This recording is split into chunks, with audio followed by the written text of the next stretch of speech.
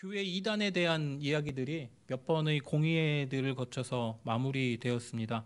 어, 계속 이제 말씀을 드리는 내용이죠. 성부와 성자가 차이가 있다라는 아리우스주의는 니케아 공의회와 또 1차 콘스탄티노플 공의회를 통해서 이단으로 정제되고 신조를 통하여서 그 문제가 해결이 되었습니다. 그리고 예수 그리스도의 인성과 신성의 문제에서 분리와 인성을 강조했던 네스토리우스 주의자들은 에베소 공의회와 칼케돈 공의회를 통해서 이제 칼케돈 신조가 만들어짐으로써 해결이 되게 됩니다. 그리고 2차와 3차 콘스탄티노플 공의회들, 그러니까 에큐메니컬 공의회로 치면은 이제 여섯 번째와 다섯 번째와 여섯 번째의 공의회가 되겠죠. 이때에는 단성론과 단일 의지론이라고 하는 그리스도의 본성이 이제 하나로 결합한다는 쪽의 이야기들이 이단으로 이제 정제당하는 모습들을 살펴보았습니다. 이 중에서 첫 번째와 네 번째 그리고 두 번째 2차까지 가능할 텐데요. 일반적으로 니케아 신조라고 우리가 부르고 있는 것은 두 번째 니케아 콘스탄티노플 신조를 부르고 있습니다. 니케아 신조에서 성령에 대한 내용이 추가되었고 아리우스주의를 정제하는 내용들이 더 추가되었던 저 두 번째 공의회의 신조를 일반적으로 니케아 신조라고 부르고 더 정확하게 부르자면 니케아 콘스탄티노플 신조라고 부르게 되는 것이죠. 이것이 교회의 정통이라고 인정받고 있는 신조고요. 그리고 그 후에 칼케돈 신조가 예수 그리스도의 신성과 인성에 대한 이야기들을 그 범주를, 그 기준을, 그 경계를 정해놓는 신조로서 이제 인정받고 있습니다. 그러므로 7번의 신조의 내용, 공의회의 내용들을 살펴볼 때에는 첫 번째, 두 번째, 그리고 네 번째 정도를 이제 주의 깊게 보면 훨씬 더 이제 신앙 고백과 신조와 관련되어서 깊이 알아볼 수 있을 것 같습니다. 오늘은 에큐메니컬 공의회의 7번째 2차 니케아 공의회에 대한 이야기들을 나누게 되는데요. 여기에서의 주제는 성화상 파괴 논쟁이라고 하고 있습니다. 성상과 화상, 그러니까 교회에 있는 그림들 또는 교회에 있는 조각품들, 교회에 있는 어떠한 그 물건들을 섬기는 것에 대하여서 이야기를 한 것이 2차 니케아 공의회의 주제입니다. 얼핏 간단한 이야기처럼 보일 수도 있는데요. 그 내부에는 여전히 정치적인 이야기들이 또 교리적인 갈등들이 담겨 있습니다. 100년 이상 진행되었던 이 성화상 파괴 논쟁에 대해서 동로마 지역 교회와 서로마 지역 교회가 모여서 이제 공의회를 통하여서 이것들을 결정하게 됩니다. 이 공의회에 대한 내용은 우리가 지금 보고 있는 그 공의회에 대한 그리고 7번째 제2차 니케아 공의회에 대한 내용은 일반적으로 이제 천주교 쪽에서 인정하고 있는 내용들입니다. 그래서 결론을 말씀드리자면 성화상, 성상과 화상을 숭배해야 한다라는 쪽으로 결론이 나고 있습니다. 그런데 우리는 그것을 결론으로 할 수 없기 때문에 여기에 관련된 이제 명쾌한 결론이 종교개혁 시기에 칼빈이 기독교 강요의 1장의 11장, 12장에 이 형상을 섬기는 내용들이 들어있어서 그것들을 마지막으로 소개해 주면서 이 내용들을 마무리하려고 합니다. 초대교회에서는 그리스도를 표현하는 모양이나 형상들을 처음에는 금지했습니다. 그 이유가 바로 지금 보시고 있는 십계명의 말씀입니다. 너를 위하여 새긴 우상을 만들지 말고 또 위로 하늘에 있는 것이나 아래로 땅에 있는 것이나 땅 아래 물속에 있는 것의 어떤 형상도 만들지 말며 그것들에게 절하지 말고 그것들을 섬기지 말라라고 하나님께서 직접 이 계명을 말씀해 주셨죠. 그렇기 때문에 무언가 형상을 만든다는 것, 우상을 만든다는 것은 그것은 율법에 어긋나는 것이다라고 생각하고 그렇게 신앙의 삶을 이어오고 있었습니다. 그러다가 문제가 생겼죠. 초대교인들은 글을 알지 못하는 이들이 거의 대부분이었기 때문에 그림이나 모양이나 조각상 등 같은 것들이 그들의 교육을 위하여서 필요해졌습니다. 시간이 지나면서 이것들에게 종교심이라고 하는 것들이 투영되면서 성상이라고 그것들을 지칭하면서 그것들을 숭배하는 모습들이 조금씩 등장하기 시작합니다. 요건 성 베드로 대성당입니다. 로마의 바티칸에 있는 베드로 대성당인데요. 여기서 보여드리는 이 뭐 그림이나 이런 조각상들은 다 중세 시대 이후에 만들어진 것들입니다. 그런데 이 니케아 공의회 이후에 성화상을 숭배하는 것이 인정받은 이후부터 엄청나게 많은 그 조각상들이 그림들이 교회에 로마 카톨릭이나 동방 정교회 쪽의 교회들에 이제 들어서게 됩니다. 잠깐만 한번 보도록 하시죠. 이것은 우리가 알고 있는 성 베드로 대성당에 있는 천지창조입니다. 그 손가락 마주치는 장면이 저 중앙에 있습니다. 보이시려나 모르겠네요. 저 가운데에서 살짝 이제 왼쪽으로 치우친 부분에 작게 있습니다. 천지창조와 관련된 이 그림들도 우리는 예술 작품으로 볼 수 있지만 이제 로마 카톨릭이나 그리스 정교의 사람들은 이것도 하나의 숭배의 대상으로 여기고 있다고 합니다. 요거는 이제 발다키노라고 하는 것인데요. 저 밑에는 베드로의 무덤이라고 이야기되는 무덤이 있습니다. 그리고 교황들의 무덤이 저 밑에 있고 그 위에 4개의 기둥을 회오리 치는 모양으로 이제 그들이 하늘로 올라갔기 때문에 회오리 치는 모양으로 만들어 놓고 뚜껑을 덮어 가지고 저 장소를 저 그 의자 좌라고 해야겠죠. 저곳을 이제 기념하기 위한 조형물입니다. 엄청나게 많은 청동들이 저 안에서 이제 사용돼서 유명한 이제 조각품이라고 이야기를 하더라고요. 어쨌든 이러한 것들도 숭배의 한 차원으로 만들어지는 것입니다. 저기에 잠들어 있는 베드로의 무덤, 또 교황들의 무덤을 이제 높이고 그것들을 숭배하기 위한 목적으로 만들어진 것이다라고 말할 수 있습니다. 이거는 바티칸에 있는 그 베드로 대성당에 있는 베드로의 청동상입니다. 발 있는 부분을 한번 봐주시면 이제 맨질맨질해져 있죠. 이제 오른쪽 발이죠. 저 발은 사람들이 지나다니면서 저 발을 잡고 기도하고 저 발을 이렇게 쓰다듬었기 때문에 저렇게 되었다라고 합니다. 이해하기가 좀 이제 어려운 부분이죠. 베드로에게 기도를 한다. 베드로의 발을 붙잡고 기도한다라는 자체가 우리에게는 좀 어색한 것이지만 이 천주교, 로마 카톨릭과 그리스 정교회의 신앙을 가지고 있는 이들에게는 그렇게 어색한 내용들이 아니라고 이야기를 하고 있습니다. 이거는 천주교의 십자가입니다. 개신교의 십자가에는 예수 그리스도가 그 모양이 그 형상이 없지만 천주교에는 이것들이 다 이제 있습니다. 그리스도의 형상마저도 이제 섬긴다라고 하기 때문이죠. 그리고 요거는 이제 성당에 가면 성당에 이제 그 성당의 건물 외부에 정원같이 마당같이 꾸며놓은 곳에 저렇게 성모상들이 하나씩 다 있습니다. 그러면서 사람들이 가면서 저 성모상을 보면서 이렇게 인사라고 해야 할까? 기도라고 해야 할까요? 그것들을 하면서 지나가는 것들을 볼 수 있습니다. 그리고 요거는 그리스도의 성화인데요.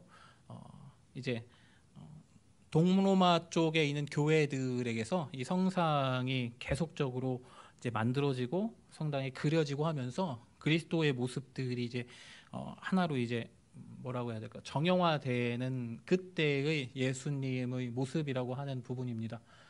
그래서 성당의 정중앙에 저런 그림을 그려놓고 저것이 이제 예수님이다라고 하면서 숭배하는 그러한 모습들을 보여주고 있습니다.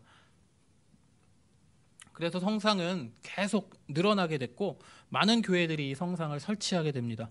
그 중에서 그리스도의 형상은 특별한 성상으로 숭배되고 있었습니다. 성경과 유대교의 전통에 따라서 성상을 반대하는 사람들이 있었고요. 그리고 하나님이 신비하고 알 수 없는 분이시지만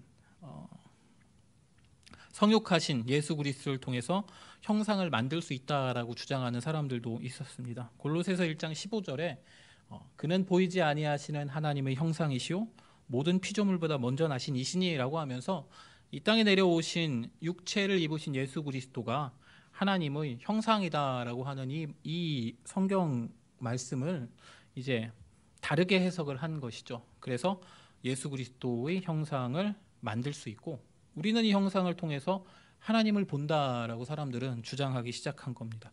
어쨌든 각종 형상들이 기독교 예배에 등장하게 됩니다. 이 로마의 교황이었던 그레고리우스 1세인데요. 이 사람이 이렇게 이야기를 합니다. 성화는 글자를 모르는 사람들에게 신앙의 정수를 알려주는 중요한 수단이다. 어떤 주교가 교회의 그 성화를 이제 찢어서 태워버렸는데 그 주교에게 했던 이야기입니다. 또 페르시아와 이슬람의 공격 때문에 동로마 지역의 사람들은 상당히 이제 불안에 떨고 있었는데 이 성화상을 통해서 이 조각상들이나 그림들을 통해서 영적인 힘을 얻고자 하는 모습들도 보이고 있었습니다. 그 결과로 성화상들이 이제 교회에서 가정으로 이제 옮겨가는 모습들도 보이기 시작했다고 합니다. 개인의 영적인 생활을 이제 도와주는 도구로서 역할을 하게 됐다라고 말하고 있습니다. 또 이 성상에 대한 성화상에 대한 그 일화들도 등장합니다. 어떤 사람들은 성상에서 피가 흐르는 걸 보았다. 그리고 또 성상에 기름을 발라두었는데 그 기름을 가지고 내 상처에다 이렇게 바르니 상처가 나아버렸다. 뭐 이런 전설 같은 이야기들이 민간에 돌게 되면서 성화상을 섬기는 숭배하는 모습들이 더 이제 증가하게 됩니다. 여기는 에데사라고 하는 지역인데요. 예수님께서 활동하는 그때 에데사의 왕이었던 이 아부가르 5세라는 사람이 병에 걸려서 예수님에게 사자를 보내가지고 나를 좀 치료해 주십시오라고 했다고 합니다. 이거는 뭐 하나의 그 전승입니다. 지금 우리로 치면 뭐 전설 같은 이야기겠죠. 그러자 예수님께서 예수님의 얼굴이 있는 손수건을 다데오에게 이제 주고 그 손수건을 이 아부가르 5세가 받아가지고 병이 나았다라는 이런 이야기들이 전해지고 있습니다. 전승이죠, 하나의. 어쨌든 그러면서 이 예수님의 형상을 섬기는 숭배하는 모습들이 더 이제 많아졌다라고 이야기를 합니다. 저 아부가르 5세의 저 손수건 같은 것들은 아직 최초의 그리스도의 형상이라고 이야기하고 있는 그러한 부분들입니다. 그리고 뭐 한 가지 더 말씀드리자면 이제 유스티니아누스 2세 지난 시간에 잠깐 이야기했던 저 황제도 동전에다가 그리스도의 형상을 새겨서 로마에서 통용되도록 했던 그러한 모습입니다. 왼쪽에 있는 것에 이제 크리스토스라고 하는 이제 글자가 쓰여져 있습니다. 예수님의 형상을 이제 그곳에다가 동전에다 새겨 놓은 거고요. 오른쪽에는 아마 자기 얼굴을 새겼을 겁니다. 이런 식으로 성상과 관련된 그러한 그 숭배, 성상을 이제 더 이제 섬기는 그러한 모습들이 민간으로 계속 로마 제국 전역으로 퍼져 나가고 있었습니다. 교회에서의 성상 사용이 확대됨에 따라서 사람들은 이걸 어떻게 해야 됩니까? 라고 교회의 지도자들에게 묻기 시작하죠. 그러면서 두 개의 답변이 나오게 됩니다. 하나는 성상이 예배의 질을 높인다라고 하면서 성상을 사용하는 것을 합법화해야 된다라고 이야기하는 자들입니다. 특별히 성육하신 그리스도는 하나님이 물질 속에서 형상으로 보이신 것이니 성육하신 그리스도를 성상으로 만들 수 있다라고 주장하는 사람들입니다. 이들을 성상 숭배자라고 부를 수 있습니다. 또 다른 편에서는 성상을 우상으로 간주하는 경우입니다.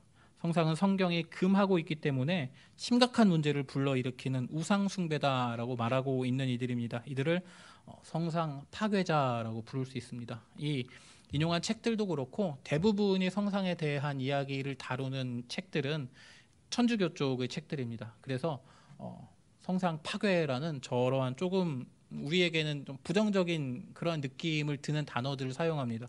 성상 금지자라는 뭐 이런 표현도 있을 것인데 어쨌든 성상을 써야 한다라는 쪽으로 논지를 이제 이끌어가고 싶은 마음에 저런 단어들을 선택하는 것 같습니다. 어쨌든 이제 참고한 책은 성상 파괴자라는 단어들을 계속 사용하고 있기 때문에 저 단어를 사용하지만 그 안에 있는 그 의미들은 이제 기억을 하시면서 이 용어들을 받아들여 주셨으면 좋겠습니다.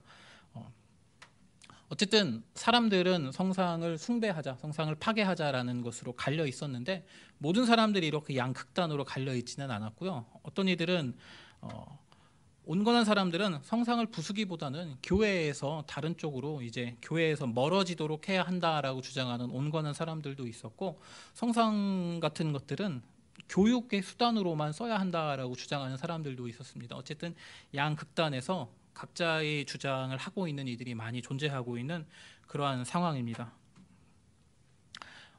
성상은 우상 숭배라고 이야기하는 비난도 계속되고 있었습니다. 하나님 대신 창조물과 물질을 숭배하는 사람들이라고 비난받았고 결국 성상을 금지하고 파괴하자라는 운동이 나타나게 됩니다. 비잔틴 제국의 황제였던 레오 3세라는 인물입니다. 726년에 제국의 모든 형상을 파괴하라라는 칙령을 반포합니다. 그가 이러한 칙령을 내린 이유에 대해서는 정확하게 무슨 이유에서인지는 증명된 바가 없습니다. 성상을 반대하는 지역의 출신이었다. 이슬람은 성상을 반대하는데 그들의 영향을 받았던 것 같다라고 주장하는 사람들도 있고요. 유대인의 그 주교들이 유대 지역의 주교들이 건의했기 때문이다라고 말하는 사람들도 있습니다. 또 뭐 지진이나 화산 같은 것들이 당시에 일어났는데 이게 성상을 섬기는 이들 때문에 일어난 신의 분노다라고 생각하면서 이걸 파괴하라라고 이야기하는 것이라고 주장하는 사람들도 있는데 조금 더 합리적으로 보자면 이러한 그 이유들을 다 종합하여서 이 레오 3세라는 인물 자체가 성경에서 우상을 금하는, 형상을 금하는 말씀을 가지고 이러한 모든 것들을 다 종합하여서 이 명령을 내렸다라고 보통 그렇게 이해하고 있습니다. 황제가 이렇게 성상 파괴 운동의 칙령을 내립니다. 관련된 그림들이 이제 저는 준비하지 못했는데 인터넷에 보면 상당히 많습니다. 교회에서 성상을 끌어내려서 불에다 태우는 장면들도 있고요. 그 막대기로 그림을 이제 걸어 내려 가지고 이것들을 이제 지우는 그런 모습들도 있고 성상 파괴 운동이 일어난 그 교회가 이제 원래는 막 형형색색으로 막 색칠이 되어 있고 조각상과 그림들이 막 이렇게 되어 있어야 하는데 회색으로 쫙 이렇게 변화지는 그러한 모습들도 이제 찾으면 있는데 제가 이제 준비는 못했고 어쨌든 이러한 성상 파괴 운동이 일어나고 있는데 콘스탄티노플의 총대주교였던 이 게르마누스라는 사람이 황제의 칙령에 반대합니다. 성상 숭배에 대해 찬성하는 입장을 표하는 것이죠. 더하여서 로마 쪽의 교황이었던 그레고리우스 2세도 성상 숭배에 대해서 찬성하는 입장을 말을 합니다. 황제의 칙령에 이제 서로마 지역의 교회들도 반대하는 입장을 보이고 있는 것이죠. 또 다마스쿠스 지역의 주교였던 요한이라는 인물도 성상을 숭배해야 됩니다라고 이야기하면서 이 사람은 조금 더 이제 신학적으로 교리적으로 그 황제의 이야기에 반대하는 모습들을 보여줍니다. 유대인의 율법이 형상을 금지하고는 있지만 그들이 전통에도 형상이 있다. 사막의 성막이나 솔로몬이 성전이나 예배와 관련된 기구들이 그런 모습을 보였다라고 이제 개인적인 주장을 합니다. 그리고 이러한 주장에 더하여서 성상의 본질과 원형의 본질이 다르다라고 주장합니다. 교묘하게 우상 숭배를 피해가는 건데요. 이제 이렇게 이야기를 합니다. 예배는 하나님께만 드리는 것이다. 그런데 예배 밑에 숭배라는 단계가 있다. 이것은 우상이 아니라 형상에게 이 숭배를 할 수 있다라고 하면서 성상의 숭배라는 이 예배 밑의 단계를 형상에게 적용을 시키는 그러한 주장을 하게 됩니다. 아마 지금도 이 천주교 쪽에서는 이러한 논리를 사용하고 있는 것 같은데요. 어쨌든 이러한 수많은 사람들이 성상 파괴에 대하여서 반대의 이야기를 하자 레오 3세는 이 처음에 보셨던 이 게르마누스라는 콘스탄티노플의 총대주교를 파면시킵니다. 그리고 새로운 총대주교를 임명하여서 이 사람의 임명 통지서를 교황에게 보내는데 교황은 성상을 찬성하는 입장이었죠. 교황이 서명을 하지 않습니다. 그래서 황제가 이제 화가 나죠. 그리고 교황은 다시 이탈리아 지역의 주교들을 모아서 성상을 찬성한 그 회의를 열고 이것에 반대하는 성상을 금지하는 이들을 다 파면시키겠다라는 회의의 결정 내용 회의를 열어서 결정을 합니다. 황제가 이제 화가 나죠. 그래서 군대를 이제 로마 지역으로 이제 파견을 합니다. 함대를 보냈다고 하는데 폭풍우 때문에 다 침몰하여서 성공하지 못하고 비잔틴 제국 내에 있는 로마 교회의 영토들을 다 빼앗고 세금을 높이고 또 교황청의 재산들을 몰수하여서 이제 콘스탄티노플의 관할로 바꿔버립니다. 성상의 문제 때문에 지금 동로마 쪽의 교회 그리고 황제의 입장과 서로마 지역의 교황의 입장이 서로 이제 갈등 상황을 맞이하게 되는 것이죠. 성상을 파괴하자라는 동로마 쪽 그리고 성상을 숭배해야 된다라는 서로마 쪽의 입장이 서로 갈등을 보이고 있는 그러한 상황입니다.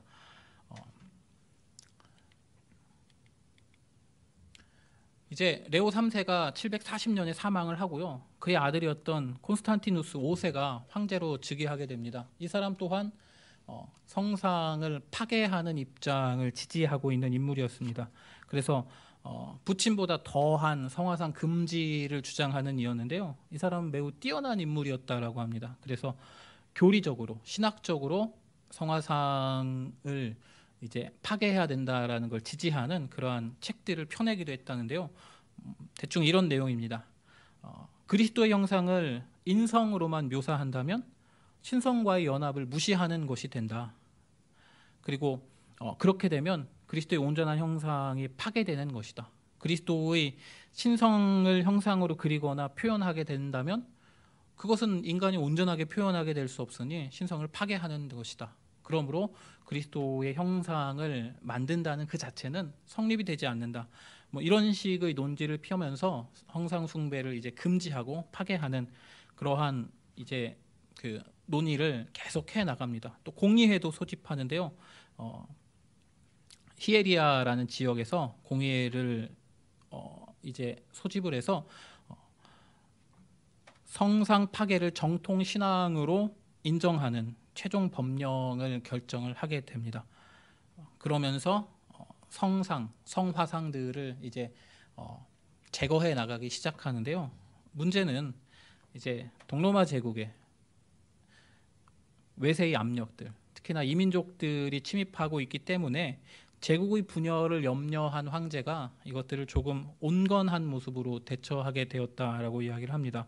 어쨌든 비잔틴 제국에서는 동로마 쪽에 있는 제국에서는 레오 3세에 이어서 콘스탄티누스 5세까지 정책과 법령으로 성화상을 계속 파괴하고 있는 그러한 모습입니다.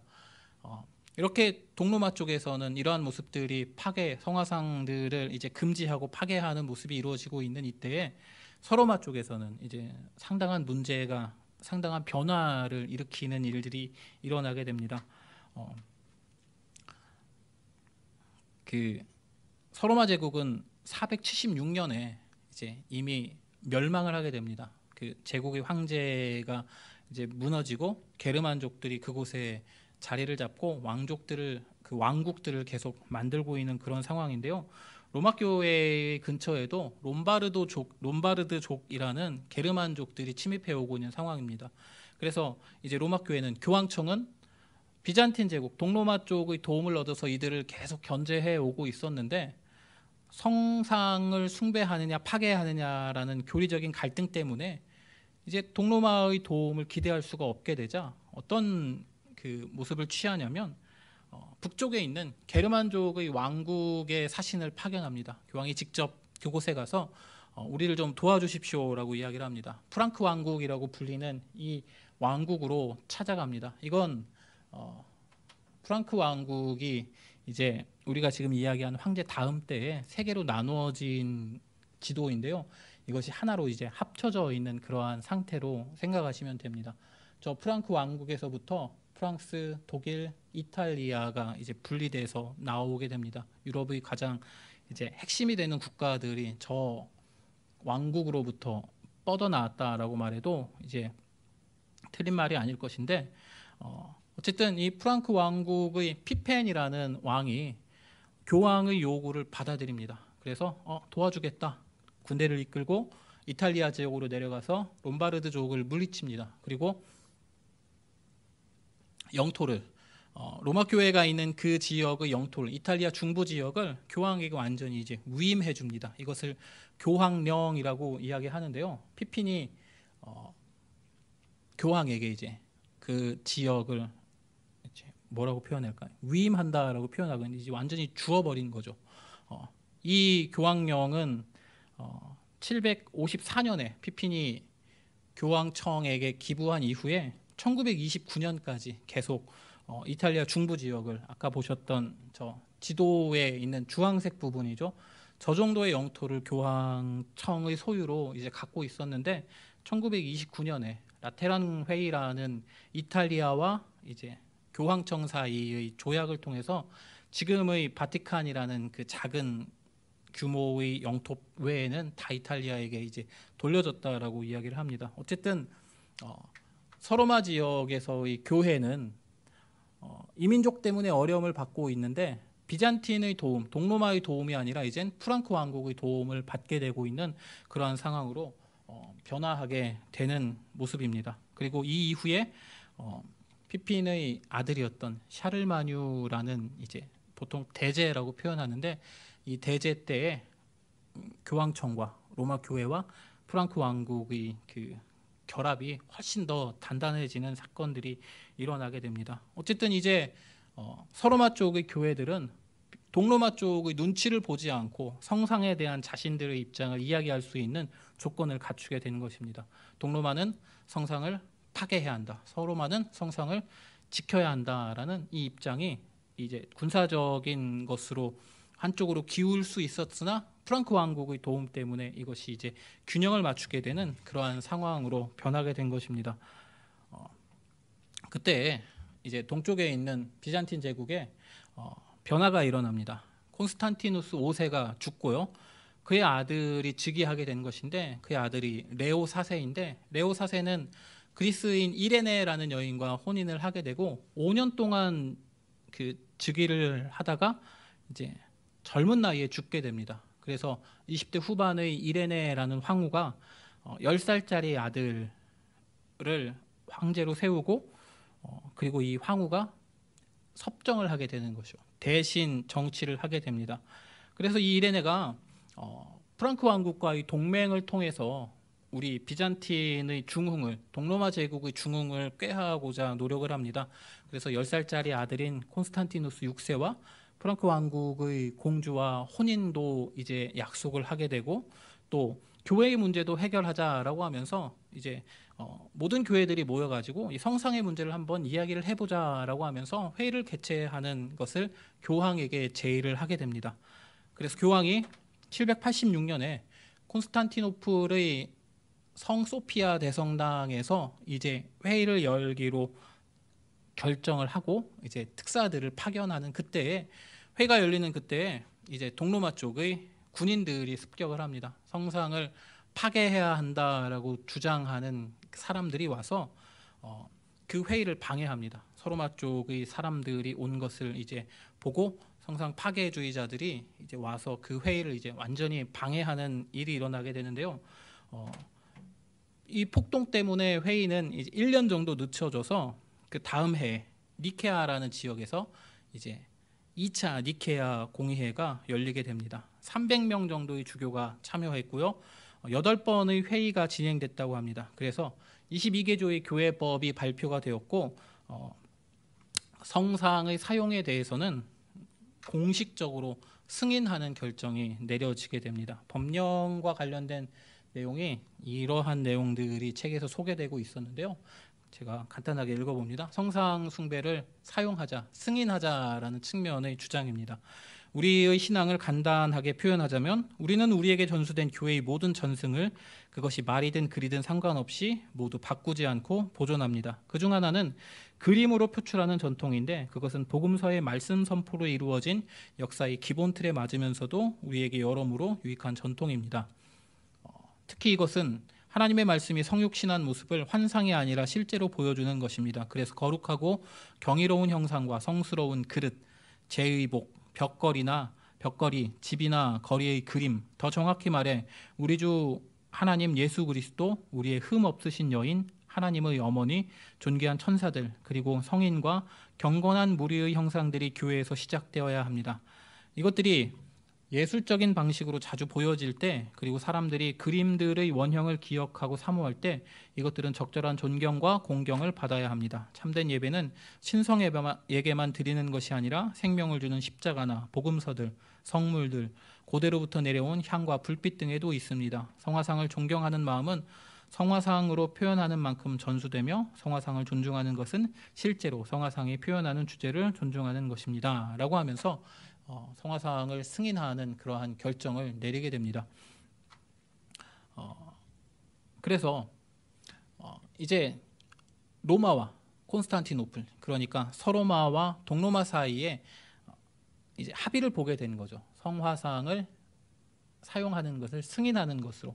이제 교황과 비잔틴 제국의 황제 사이의 협의가 이루어졌으니 교황이 이제 의존하고 있는 프랑크 왕국의 왕이었던 샤를마뉴에게도 이 결정의 내용이 보내지게 됩니다. 그런데 여기서 좀 재밌는 일이 일어납니다. 샤를마뉴가 이것을 읽어보고 문제가 있다라고 하면서 이 오를레앙 지역의 주교에게 이것을 검토해봐라, 자세하게 검토해봐라 라고 이야기를 하고, 이것을 기초로 샤를마뉴가 니케아 공의회, 2차 니케아 공의회 결정사항을 거부한다라고 교황에게 통보합니다. 그리고 790년에는 성상 숭배를 반대하는 공식적인 선언서를 작성하는데요. 리브리 카롤리니라고 불리는데, 이것은 카롤리니의 책이라는, 카렐의 책이라는 표현입니다. 샤를마뉴의 책이라는 의미인데요. 여기는 우리가 이제 인정할 만한 이야기들이 많이 들어 있습니다. 이것도 잠깐 간단히 읽어봅니다. 오직 하나님만 숭배되어야 하며 사람은 결코 성상을 숭배해서는 안 됩니다. 또한 성인들, 그들의 유물들, 사람들에게 탁월성을 부여하지 않는 십자가도 형상화해서는 안 됩니다. 성상 앞에 불빛과 향불이 태워지지 말아야 하며 성상들은 교회 장식으로 이용되어서도 안 됩니다. 문제는 성상 숭배가 교회 안에서 시행되든지 아니되든지 간에 그것은 우리 보편적 신앙에는 어떠한 영향을 주지 못합니다. 왜냐하면 성상은 우리 구원을 포함한 어떠한 신비적인 기능을 연출할 수 없기 때문입니다. 라고 하면서 이 게르만족의 왕국 출신의 이 기독교를 믿는 이들이 지금의 우리의 그 입장과 맞는 그러한 발표들을 하게 된 것이죠. 그래서 이 리브리 칼로니라는 프랑크 왕국의 이 문서가 2차 니케아 공의회를 공격합니다. 그래서 프랑크 왕국과 비잔틴 제국 사이의 관계는 악화될 수밖에 없게 되고요. 프랑크 왕국은 이제 공의회를 다시 소집하여서 이러한 신앙의 문제를 이제 비잔틴 황제가 좌지우지하는 것에 대해서 불만을 갖고 이것에 반대하는 그러한 모습들을 보였던 것으로 평가하고 있습니다. 어쨌든 이후에 샤를마뉴는 다시 공의회를 소집해서 성상 숭배를 취소하는 결정을 내리게 되죠. 이렇게 볼 수 있습니다. 비잔틴 제국과 교황청 사이의 관계는 이제 화해가 된 상황입니다. 성상 숭배를 승인하자, 인정하는 쪽으로 이제 이 관계가 맺어지게 된 상황이고요. 프랑크 왕국과 비잔틴 제국 사이의 관계는 한쪽은 이것을 거부하고 한쪽은 이것을 숭배하는 쪽으로 결정이 났으니 둘 사이에는 이제 갈등이 깊어지게 되는 상황입니다. 문제는 프랑크 왕국과 교황청과의 관계입니다. 정치적으로 군사적으로 보호를 받고 있는 교황청이 프랑크 왕국의 결정이 교황청의 입장과 서로 다르니 이 둘 사이의 관계에서 어떠한 모습을 보여야 될지 고민하고 있는 그러한 차에 교황청이 결정을 내립니다. 서기 800년에 교황청의 교황이 샤를마뉴 프랑크 왕국의 왕이죠. 그를 데려다가 로마 제국의 황제의 관을 그에게 씌워줍니다. 이제 프랑크 왕국 쪽의 정치적인 편을 들어주는 결정을 내리게 된 것이죠. 교황청의 입장은 성상 숭배를 이제 인정하는 그러한 그 입장을 취하고는 있지만 프랑크 왕국을 존중하면서 그들의 신앙을 이제 인정하는 쪽으로 바뀌게 됩니다. 그래서 이런 식으로 이제 미묘한 관계가 되어 버리는 것이죠. 이후 비잔틴 제국에서는 성화상을 파괴해야 한다, 또 보존해야 한다라는 논의들이 몇 세대에 걸쳐서 계속적으로 일어나게 됩니다. 그리고 결론적으로 843년에 성화상 숭배를 승인하는 공의회로 이 논쟁이 마무리가 되게 됩니다. 동방교회, 그러니까 동방정교회라고 하는 쪽은 여러 번의 갈등 끝에 성화상을 지켜내게 되었고요. 또 서쪽에 있는 로마, 서로마 제국 쪽의 이제 교황이 다스리고 있는 교회도 이전부터 지키고 있었던 성화상을 숭배하는 것으로 그 교리의 방향을 이제 정하여서 지금까지 내려오고 있는 것입니다. 천주교에서, 성당에서 왜 이것들을 섬기고 있는지 이 제2차 니케아 공의회를 통해서 이것이 결정되었기 때문에 지금까지 이어오고 있는 것인데요. 종교개혁가였던 존 칼빈이 쓴 기독교 강요에는 이러한 내용들에 대해서 매우 신랄하게 비판하고 있습니다. 또 하나의 장을 마련해서 787년에 2차 니케아 공의회의 결정이 매우 어리석은 것이었다라고 비판하고 있습니다. 이들은 성경을 매우 어리석게 왜곡했다라고 칼빈은 말하고 있는데요. 하나님이 사람을 그의 형상대로 창조하셨으니 라고 하면서 형상이라는 건 하나님이 창조한 것이다 라고 해서 형상을 만드는 것을 이제 인정하는 그러한 주장을 펼치고 있는 겁니다. 그리고 시편에 있는 여호와여 주의 얼굴을 들어 우리에게 비추소서라고 하면서 하나님의 그 얼굴이 사람들에게 비춰진다라고 하면서 형상을 인정하는 표현이다라고 주장하고 있는 것입니다. 이것들은 다 이제 성상을 인정하는 숭배하자라고 하는 주교들의 주장을 칼빈이 비판하고 있는 것인데요. 또 우리가 들은 바요 눈으로 본 바요라고 하는 이 요한복음의 말씀을 가지고 우리가 눈으로 보지 않았느냐라고 하면서 성상을 인정해야 된다라고 주장합니다.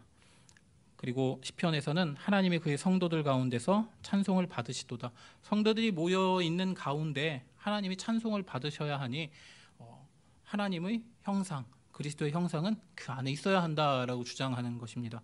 또 그 발등상 앞에서 경배할지어다라고 하는 이 표현을 가지고 성상을 만들고 그 발 앞에서 경배하는 것을 보여야 한다라고 하면서 그렇게 이제 이 본문들을 해석하는 그러한 모습들을 보면서 칼빈이 교부들의 수준이 매우 어리석고 유치하다라는 식으로 매우 신랄하게 비판을 합니다. 그러면서 기독교 강의 제12장의 제목은 하나님은 우상과 전적으로 구별되심으로 오직 그에게만 완전한 존귀를 드려야 함이라고 제목을 말함으로써 우상 숭배에 대한, 형상을 숭배하는 것에 대한 그 절대적인 거부의 모습들을 보이고 있습니다. 이것이 우리가 따르고 있는 입장이고 이것이 성경이 말씀하고 있는 그러한 바입니다. 이제 오래전에 성당에서 열린 결혼식에 참석한 적이 있습니다. 대학 동기였는데요. 이제 간만에 친구들이 만나가지고 이제 얘기를 하죠.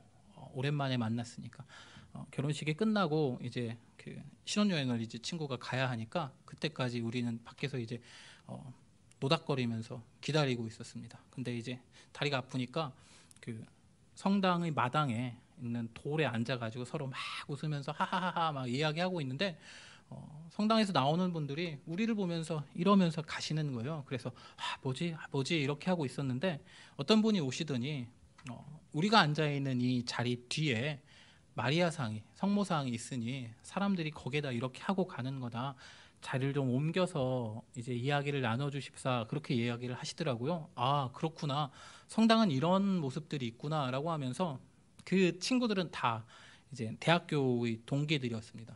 우리 친구들은 다 역사를, 한국사를 전공한 친구들이어서 같이 우리나라에 있는 유명한 절들은 웬만한 곳은 다 가봤을 거예요. 근데 거기에서 이제 절하는 모습과 성당에서 그렇게 하는 모습이 비슷하다라는 이야기들을 나눈 적이 있었습니다. 성상 숭배에 대한 이 이야기를 준비하면서 그때 기억이 많이 떠올랐는데요. 과거의 전통을 지킨다는 것 매우 중요합니다. 하지만 성경의 말씀을 지킨다라는 것은 절대적으로 중요합니다. 그래서 전통과 말씀이 부딪힐 때에 말씀을 기준으로 해서, 이게 말씀이었죠. 전통과 말씀이 부딪힐 때에 말씀을 기준으로 해서 전통을 없애거나 전통을 바꿔야 되는 것이겠죠. 그런데 이 둘 사이에 타협점을 찾거나 신학적으로 억지 교리를 만들다 보면 하나님의 말씀을 지키지 못하는 모습들을 보이게 되는 것입니다. 이것이 우리가 살아가는 동안에 많이 일어나는 일들입니다. 성경을 따르지 않고 잘못된 것을 제거하지 않고 오랫동안 방치하게 된다면 그것이 전통이 되고 전통을 넘어서 정통이 되어버리는 일이 일어나게 됩니다. 그리고 그 결과로 인해서 잘못된 신앙을 갖게 되고 엉뚱한 신앙생활을 하게 될 가능성이 높아집니다. 헛된 곳에 열심을 쏟고 하나님과의 관계에서 멀어지게 되는, 아니 관계가 끊어져 버리는 결과를 가져오게 됩니다.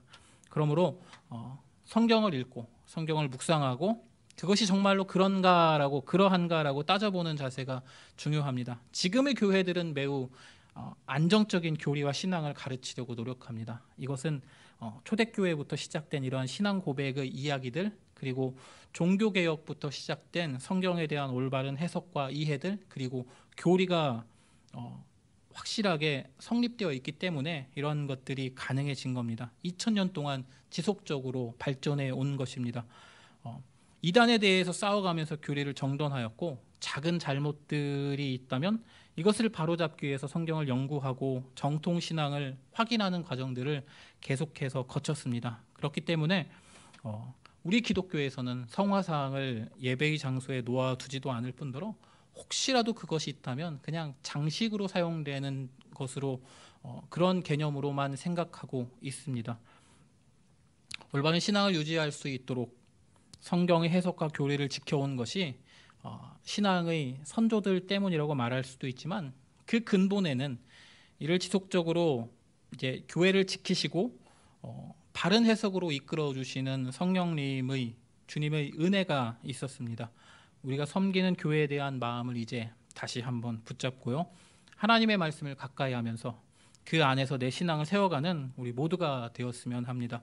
주님은 교회를 지키시고 또 우리를 지키심으로 올바른 방향으로 걸어갈 수 있게 해주실 것입니다. 그 모든 과정 속에서 이제 나와 우리가 만난 하나님을 우리의 신앙으로 고백하면서 개인적으로 좀 뜨거운 신앙 고백을 할 수 있는 우리 모두가 되기를 주님의 이름으로 축복합니다.